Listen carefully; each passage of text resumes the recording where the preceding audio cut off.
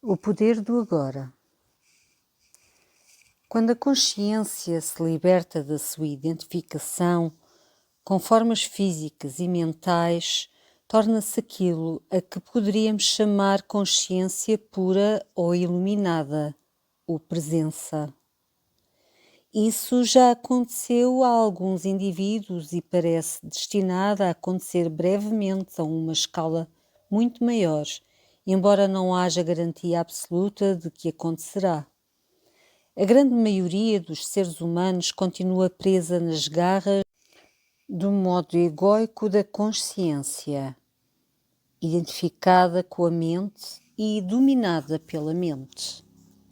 Se os seres humanos não se libertarem da mente a tempo, serão destruídos por ela.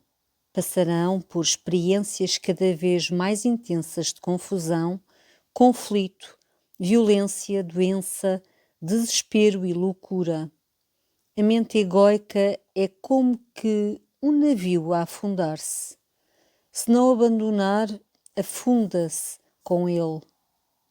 A mente egóica coletiva é a entidade mais perigosamente louca e destrutiva que algum dia habitou este planeta.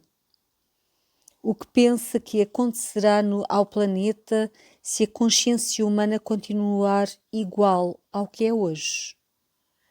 Já para a maioria dos seres humanos, a única folga que eles têm das suas próprias mentes é quando por vezes revertem para um nível de consciência inferior ao do pensamento. É o que toda a gente faz todas as noites durante o sono, mas isso também pode acontecer em certa medida através do sexo, do álcool e de outras drogas que suprimem a atividade excessiva da mente. Se não fosse o álcool, os tranquilizantes, os antidepressivos, assim como todas as drogas ilegais, todas elas consumidas em grandes quantidades, a insensatez da mente humana tornar-se-ia ainda mais flagrantemente óbvia do que já é. Creio que, privada das drogas, uma grande parte da população tornar-se-ia um perigo, tanto para si própria como para os outros. É evidente que as drogas só servem para manter o ser humano atolado na disfunção. O seu uso tão difundido não faz mais do que atrasar a queda das velhas estruturas da mente e o aparecimento de uma consciência mais elevada. Apesar de os utilizadores individuais poderem obter algum alívio da tontura diária que lhes é imposta pelas respectivas mentes, a verdade é que esse consumo os impede de gerar a presença consciente necessária para se elevarem acima do pensamento e assim encontrarem a verdadeira libertação. Reverter a um nível de consciência inferior ao da mente, que é o nível de pré-pensamento dos nossos antepassados e dos animais e plantas, não é uma opção para nós. O retrocesso não existe. Se a raça humana quiser sobreviver, terá de avançar para a fase seguinte. A consciência está a evoluir por todo o universo em bilhões de formas. Por isso mesmo que não o conseguiremos, isso não teria importância do ponto de vista cósmico. Uma evolução a nível da consciência dá sempre frutos, pelo que essa consciência se exprimiria através de alguma outra forma. Mas só o facto de eu estar aqui a falar e de você estar a ouvir ou a ler o que digo é um sinal claro de que a nova consciência se está a instalar no planeta. Não há nada de pessoal nisto. Eu não lhe estou a ensinar nada. Você é consciência e está a ouvir-se a si próprio. Há um ditado oriental que exprime bem esta ideia. Aquele que ensina e aquele que aprende criam juntos a sabedoria. De qualquer maneira, as palavras em si não são importantes. As palavras não são a verdade, apenas apontam para a verdade. Eu falo de presença e enquanto falo, talvez você se possa juntar a mim nesse estado. Embora cada uma das palavras que uso tenha evidentemente uma história e venha do passado, como todas as línguas, as palavras que eu lhe dirijo agora transportam a elevada frequência da energia da presença, o que é bastante diferente do significado que elas transmitem enquanto palavras. O silêncio é um veículo ainda mais eficaz para a presença. Por isso, quando ler isto ou me ouvir falar, repare no silêncio que existe entre as palavras e por trás delas. Repare nos intervalos. Escutar o silêncio, onde quer que esteja, é uma maneira fácil e direta de se tornar presente. Mesmo que haja barulho, há sempre algum silêncio por trás dos sons e entre eles. Escutar o silêncio cria imediatamente quietude dentro de si. Apenas a quietude dentro de si se pode perceber do silêncio exterior. E que mais é a quietude senão presença, consciência liberta das formas do pensamento? Eis aqui a compreensão viva daquilo de que temos estado a falar. Cristo, a realidade da sua divina presença. Não se apega a nenhuma palavra. Poderá substituir Cristo por presença, se significar mais para si. Cristo é a sua essência divina, ou o eu, como por vezes é chamado no Oriente. A única diferença entre Cristo e presença é que Cristo se refere à sua divindade íntima, independentemente de você estar ou não consciente disso, ao passo que a presença significa a sua divindade desperta, ou essência divina. Muitos mal-entendidos e falsas crenças sobre Cristo desaparecerão se você compreender que em Cristo não existe passado nem futuro. Dizer que Cristo foi ou será é uma contradição. Jesus foi.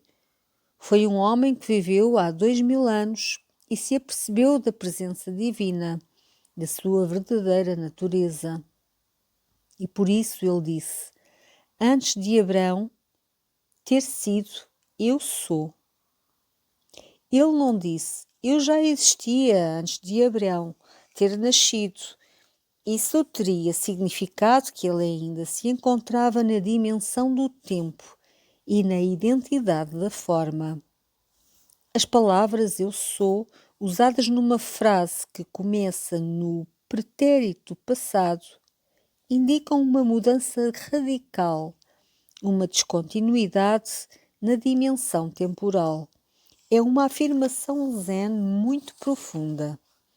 Jesus tentou comunicar diretamente e não através do pensamento discursivo, o significado de presença, de autorrealização. Ele passara para além da dimensão da consciência dominada pelo tempo para o reino do intemporal. A dimensão da eternidade chegara a este mundo. A eternidade, evidentemente, não significa tempo sem fim, mas a ausência de tempo. Assim, o homem Jesus tornou-se Cristo, um veículo de pura consciência.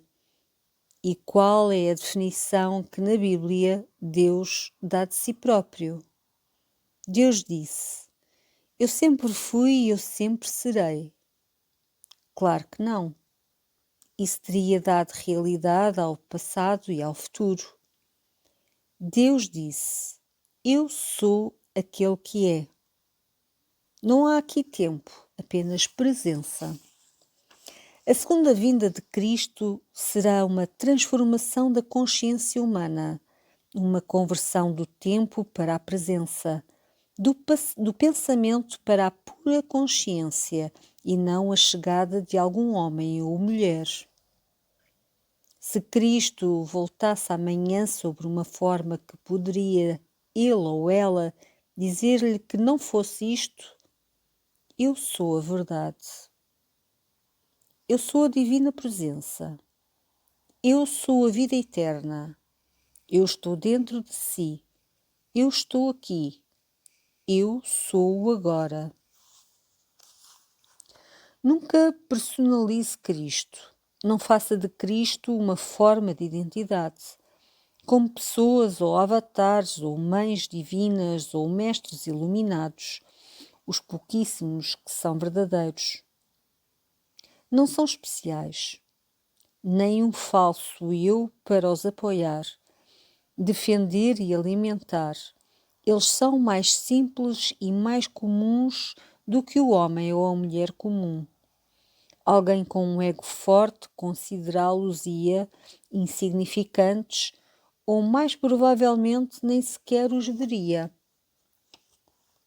Se sentir atraído para a presença de um mestre iluminado, é porque já existe presença suficiente em si para reconhecer a presença no outro.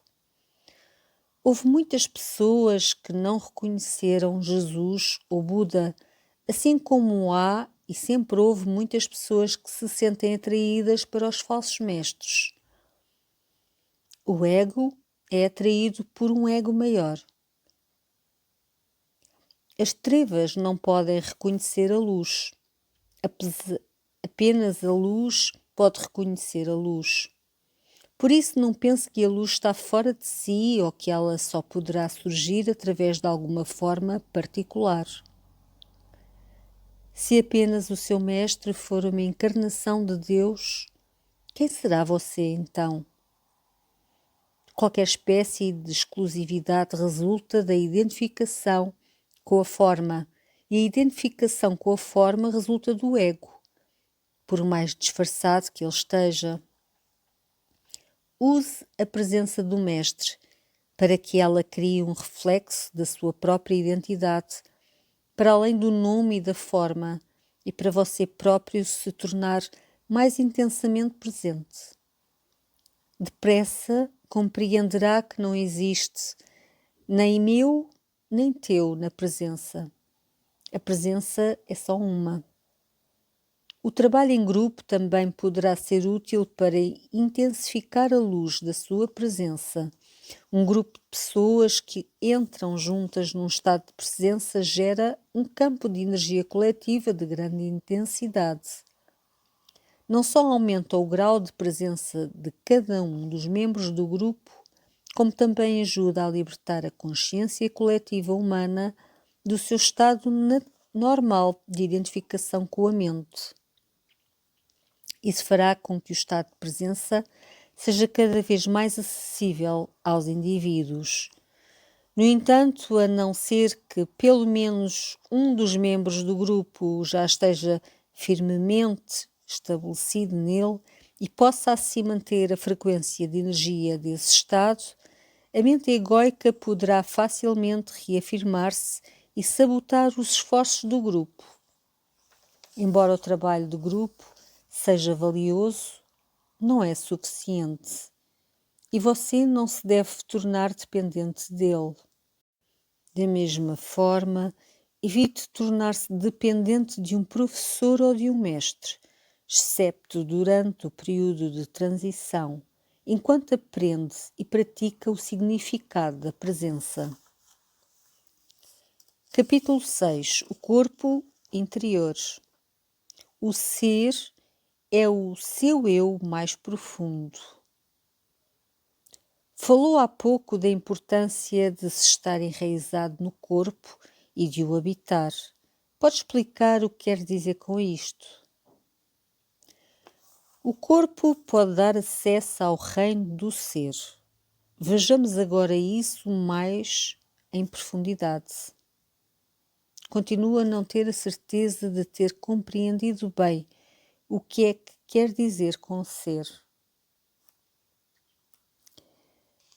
Água, o que queres dizer com isso? Não compreendo. Seria isto o que um peixe diria se tivesse uma mente humana? Por favor, Deixe de tentar compreender o ser. Você já teve bastantes vislumbres do ser, mas a mente tentará sempre arquivar o ser dentro de uma caixinha e pôr-lhe uma etiqueta. O que não se deve fazer. O ser não se deve tornar um objeto de conhecimento. No ser, sujeito e objeto fundem-se num só. O ser pode ser sentido como o sempre presente eu sou, que está para além do nome e da forma. Sentir e assim saber que você é e permanecer profundamente enraizado nesse estado é a iluminação. É a verdade que Jesus diz que nos tornará livres. Livres de quê? Livres da ilusão de que não somos mais do que o nosso corpo físico e a nossa mente. Essa ilusão do eu, como lhe chama Buda, é um erro fulcral. Livres do medo nos seus infindáveis disfarces, como consequência inevitável dessa ilusão, medo esse que nos atormenta constantemente enquanto formos buscar a nossa sensação de identidade unicamente a essa efêmera e vulnerável forma. E livres do pecado, que é o sofrimento que inconscientemente infligimos a nós próprios e aos outros, enquanto essa sensação ilusória governar aquilo que pensamos, dizemos e fazemos. Transcenda as palavras. Não gosto da palavra pecado, significa que estou a ser julgado e condenado. Eu compreendo isso. Ao longo dos séculos, muitas opiniões e interpretações erradas foram sendo associadas a palavras como pecado devido à ignorância, a mal-entendidos ou a um desejo de dominar, mas essas palavras contêm um núcleo essencial de verdade. Se você não conseguir transcender mais interpretações e, portanto, não compreender a realidade para a qual as palavras apontam, então não as use. Não fique preso ao nível das palavras. Uma palavra não passa de um meio para alcançar um fim. É uma abstração. Um pouco à semelhança de um poste de sinalização, ela aponta para além de si própria. A palavra mel não é o mel. Você pode estudar e falar de mel, tanto quanto quiser, mas não saberá realmente o que ele é até o provar. Depois de o provar, a palavra passa a ser menos importante para si. Deixará de estar ligado a ela. Do mesmo modo, pode falar ou pensar em Deus continuamente para o resto da sua vida, mas será que isso significa que sabe ou sequer vislumbra a realidade para a qual a palavra aponta? Na realidade, não passará de um apego obsessivo a um poste de sinalização, a um ídolo mental. O contrário também se aplica se por uma qualquer razão você não gostar da palavra mel, e isso poderá impedi-lo de o provar. Se tiver uma forte aversão à palavra Deus, o que é uma forma negativa de apego, poderá negar não apenas a palavra, mas também a realidade para a qual ela aponta. Estará a eliminar a possibilidade de experimentar essa realidade. É evidente que tudo isso está intrinsecamente ligado ao facto de você estar identificado com a sua mente. Por conseguinte, se uma palavra deixar de lhe parecer sugestiva, abandone-a e substitua por uma outra que o seria. Se não gosta da palavra pecado, então chame-lhe inconsciência ou insensatez. Isso poderá aproximá-lo mais da verdade, da realidade por trás da palavra, do que uma palavra como pecado, que tem muitas conotações negativas, não implicando um sentimento de culpa. Também não gosto dessas palavras. Significam que há alguma coisa de errado comigo. Estou a ser julgado. É claro que há alguma coisa de errado consigo e você não está a ser julgado.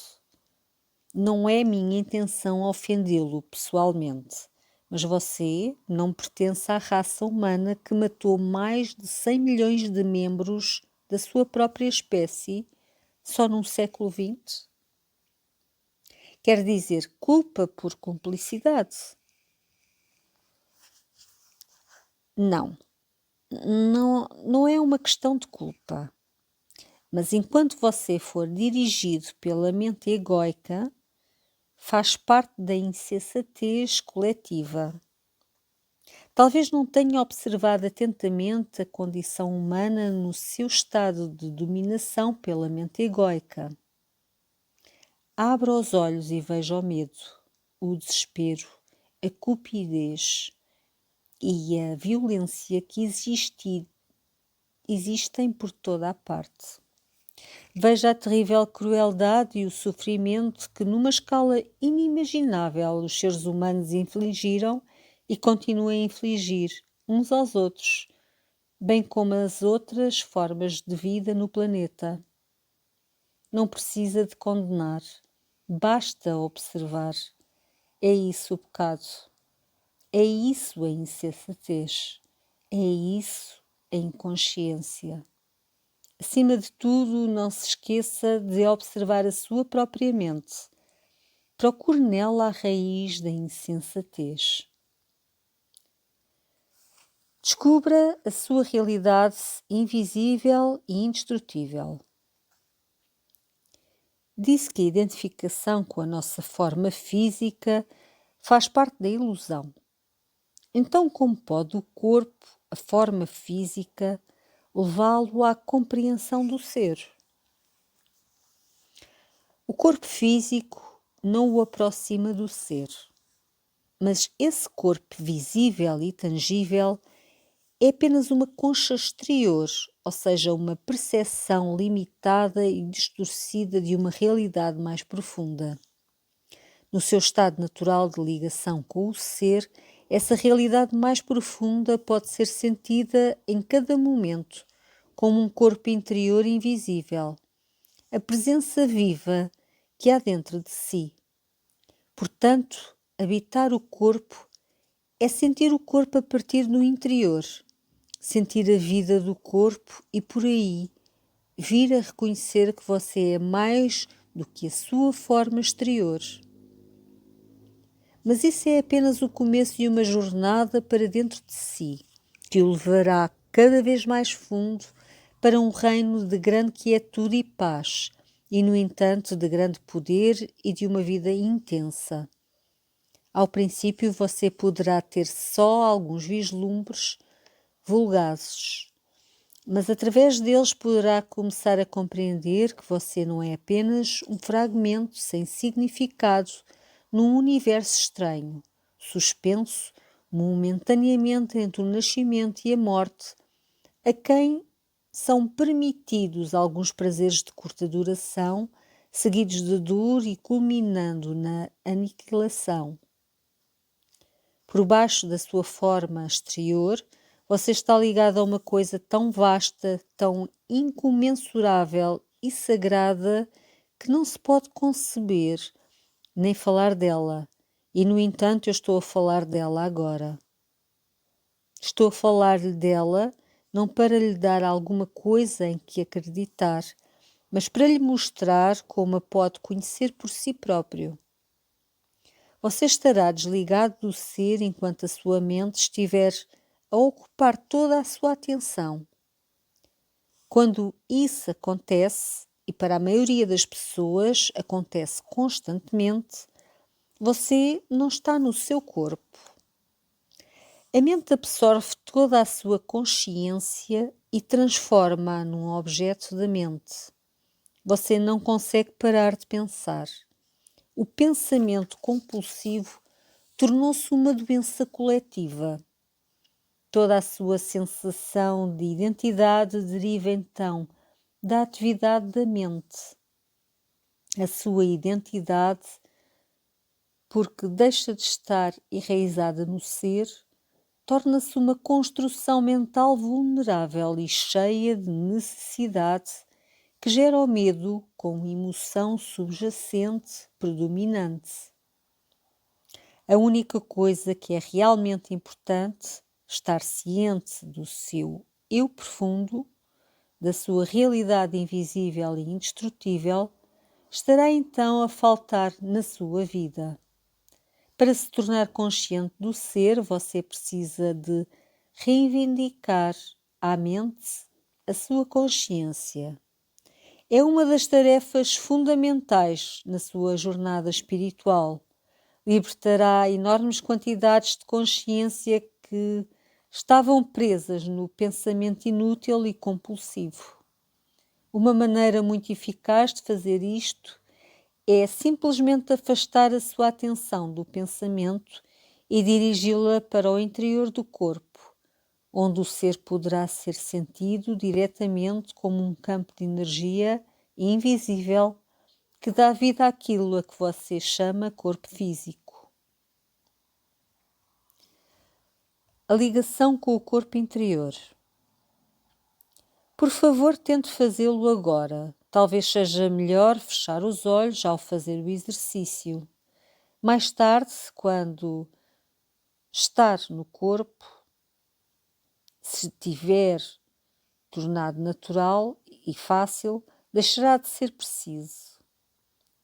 Dirija a sua atenção para o interior do corpo. Sinta-o por dentro. Está vivo. Há vida nas suas mãos, nos seus braços, nas suas pernas e nos seus pés, no seu abdômen, no seu peito. Consegue sentir o corpo de energia sútil que perpassa todo o seu corpo e dá vida a cada órgão e a cada célula?